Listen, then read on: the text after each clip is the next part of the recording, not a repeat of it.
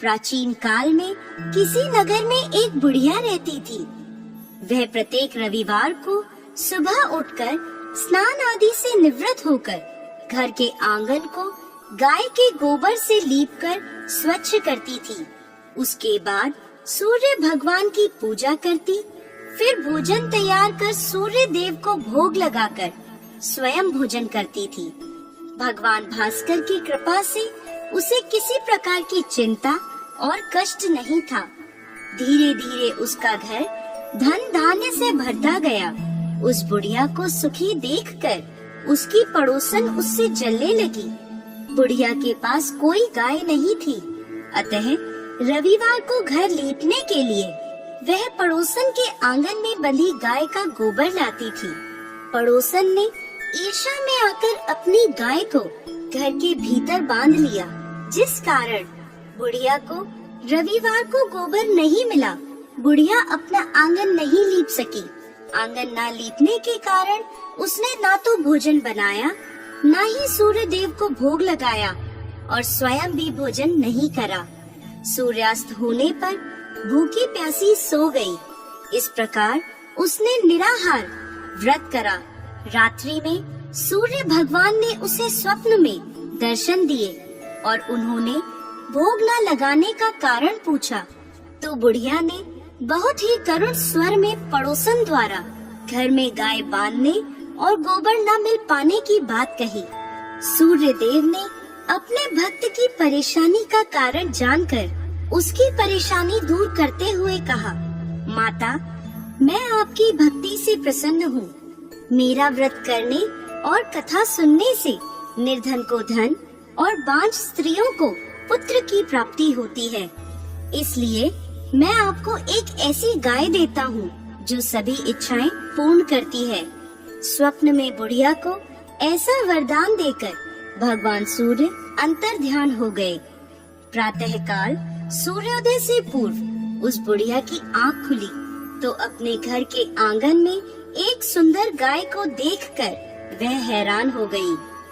पड़ोसन ने उस बुढ़िया के आंगन में सुंदर गाय को देखा तो वह उससे और अधिक जलने लगी।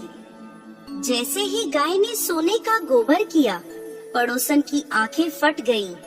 पड़ोसन ने उस बुढ़िया को आसपास न पाकर तुरंत उस गोबर को उठाया और अपने घर ले गई तथा अपनी गाय का गोबर वहाँ रख आई।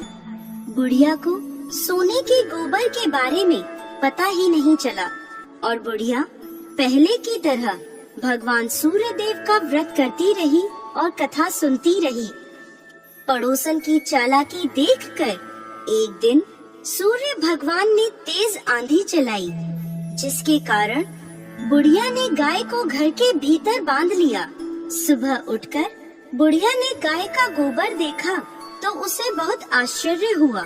उस दिन के बाद बुढ़िया गाय को घर के भीतर बांधने लगी। सोने के गोबर से बुढ़िया कुछ ही दिनों में धनवान हो गई।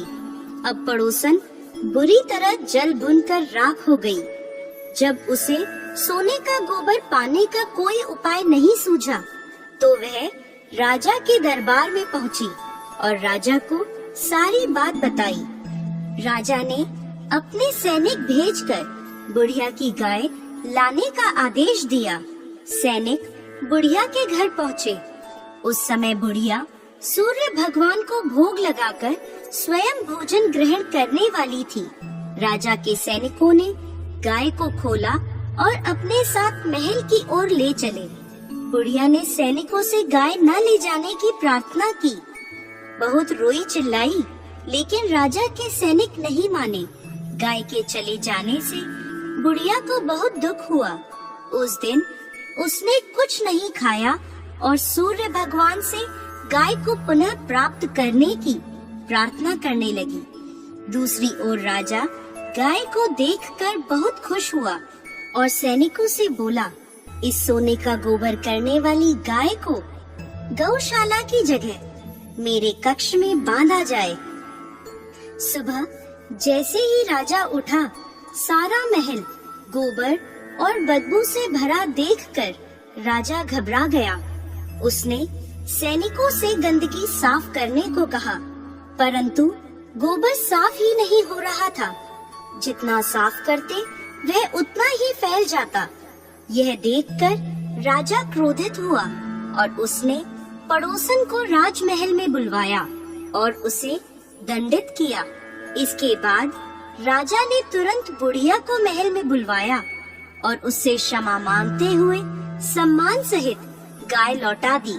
तत्पश्चात राजा के महल से सारी गंदगी दूर हो गई। तब बुढ़िया ने राजा को रविवार के व्रत की और भगवान भास्कर द्वारा गाय दी जाने की सारी बात बताई। राजा ने अपने राज्य में घोषणा कराई कि सभी स्त्री पुरुष रविवार का व्रत किया करें।